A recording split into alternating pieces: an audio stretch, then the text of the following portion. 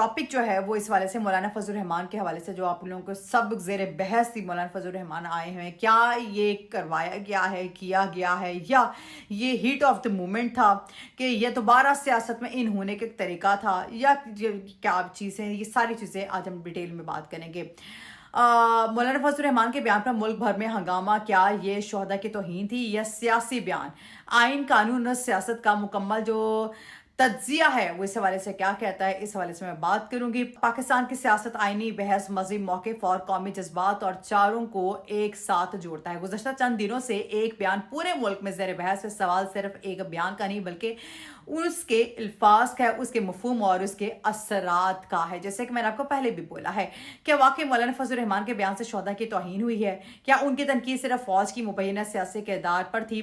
क्या एक सियासी बयान को क्या सियाको सबाक से हटाकर पेश किया गया? और अगर अल्फाज गलत है तो क्या उनकी वजाहत काफ़ी है? ठीक है, आज हम इन जज्बात में नहीं बल्कि उन हकायक, आइन और इस्लामी तालीमात और मुख्तलिफ सियासी मौक़िफ़ की रोशनी में इस पूरे मामले का जायजा लेंगे।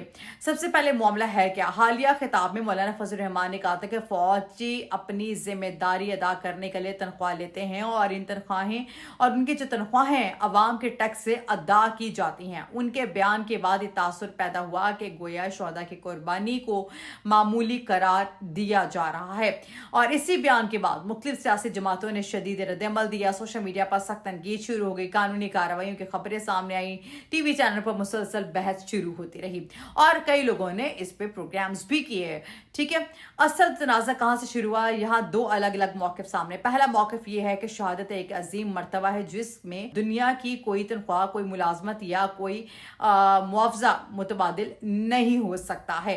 इस मौक़िफ़ के मुताबिक अगर कोई शख्स वतन, दीन या अवाम की हिफाजत करते हुए जान कुर्बान करता है तो उसकी कुर्बानी को सिर्फ नौकरी या तनख्वाह के तनाजुर में बयान करना मुनासिब नहीं है। दूसरा मौक़िफ़ जो सामने आता है वो ये आता है कि JUI की जानिब से कहा जा रहा है कि मौलाना फजल रहमान का मकसद शोहदा पर तनकीद करना नहीं था। ठीक है, उनका मकसद मौलाना फजल रहमान का एतराज़ इस सोच पर था कि जिस पर फौज की कुर्बानी को सियासी मालूमात या आईनी हुदूद से तजावुज़ के दिफा के लिए बतौर दलील इस्तेमाल किया जाता है। उनके जो हामी थे उनका कहना था कि बयान को मुकम्मल तकरीर से अलग करके पेश किया गया। उनकी जो तकरीर थी उससे सिर्फ उतना सा पोर्शन कट करके उसको वहाँ पे पेश किया गया या उसको वायरल किया गया, और फिर उसके बाद ये सारी चीज़ें हुई हैं। उनका ये कहने का मतलब नहीं था। इस्लामी तालीमात इस हवाले से क्या कहती हैं ये भी मैं आपको बता देती हूँ। इस्लाम में शहादत का मकाम और जो है वो इंतहाई बुलंद है। कुरान मजीद में जैसे इरशाद होता है कि अल्लाह की राह में कत्ल किए जाने वालों को हरगिज़ मुर्दा ना समझो बल्कि वो अपने रब के पास जिंदा हैं और रिज़्क़ दिए जाते हैं। ये सूरह आल इमरान की 169 आयत नंबर में है। और एक और मकाम पर फरमाया गया सूरह बकरा की 154 आयत में, जो अल्लाह की राह में कत्ल किए जाएं उन्हें मुर्दा ना कहो। ठीक है, अहादीस में भी जान, माल, अहलो अयाल और वतन के दिफा में जान कुर्बान करने वालों के लिए अजीम अजर का जिक्र मौजूद है। इसी बुनियाद पर पाकिस्तान के मुतादिद दीनी इदारे जिनमें जामे, बनूरी और टाउन समेत मुख्तलिफ उलमा शामिल हैं, ये मौक़िफ़ रखते हैं कि मुल्क के दिफा में जान देने वाले शहादत के अजीम मर्तबे के मुस्तहिक हो सकते हैं। क्या तनख्वाह लेने से शहादत खत्म हो जाती है? ये सवाल इस बहस का सबसे अहम नुक्ता जो है वो बन गया है। फौजी हो, पुलिस, रेंजर्स, रेस्क्यू एहलकार, डॉक्टर और दीगर सरकारी मुलाजमीन अपनी जिम्मेदारी अंजाम देने के लिए तनख्वाह लेते हैं, लेकिन अगर वो अपनी जिम्मेदारी अदा करते हैं तो जान कुर्बान कर दें तो क्या सिर्फ तनख्वाह लेने की वजह से उनकी कुर्बानी की अजमत खत्म हो जाती है? इसी सवाल पर सबसे ज्यादा जो इख्तिलाफ है वो सामने आया है।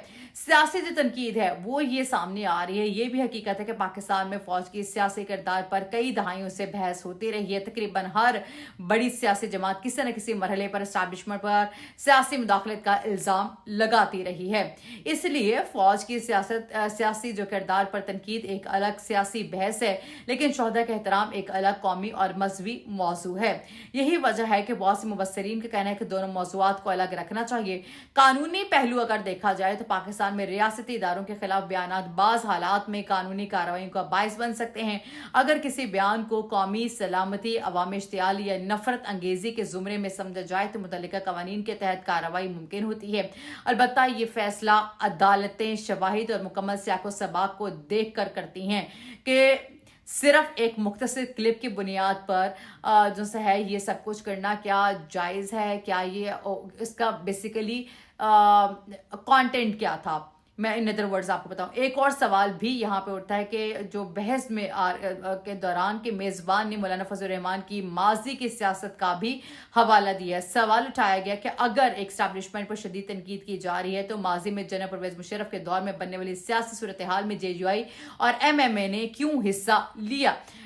تو یہ سوال بھی آج کی سیاست جو سی ہے وہ بحث کا اہم حصہ جو سا ہے وہ بن گیا ہے. پاکستان کو اس وقت کس چیز کی ضرورت ہے؟ اس حوالے سے بتا دیتی ہوں. ملک پہلے ہی معاشی مشکلات، دہشت گردی، سیاسی کشیدگی اور اداروں کے درمیان اعتماد کی بحالی سے گزر رہا ہے. ایسے ماحول میں ہر سیاسی رہنما، ہر ادارہ اور ہر جماعت پر ذمہ داری عائد ہوتی ہے کہ وہ اپنے الفاظ انتہائی احتیاط سے استعمال کرے، کیونکہ بعض اوقات ایک جملہ برسوں کی سیاست بحث سے اثر ڈالتا ہے.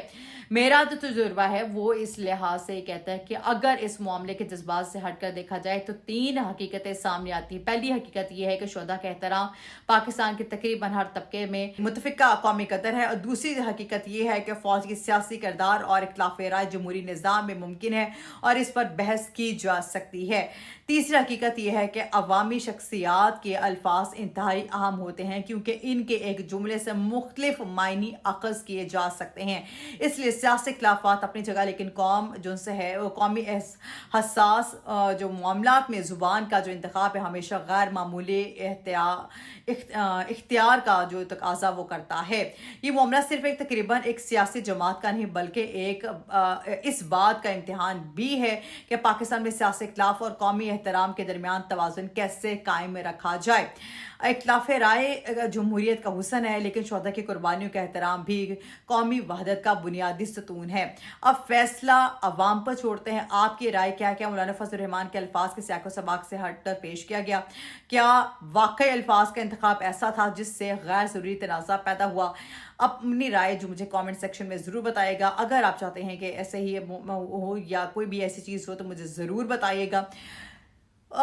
بہت ساری چیزیں ایسی ہوتی ہیں جو ہیٹ آف دا مومنٹ میں کہہ دی جاتی ہیں اور اتنا سا جو کلپ ہے وہ نکال کے وائرل جو سے ہے وہ کر دیا جاتا ہے. ٹھیک ہے. اور اگر میں اس کی ایک اور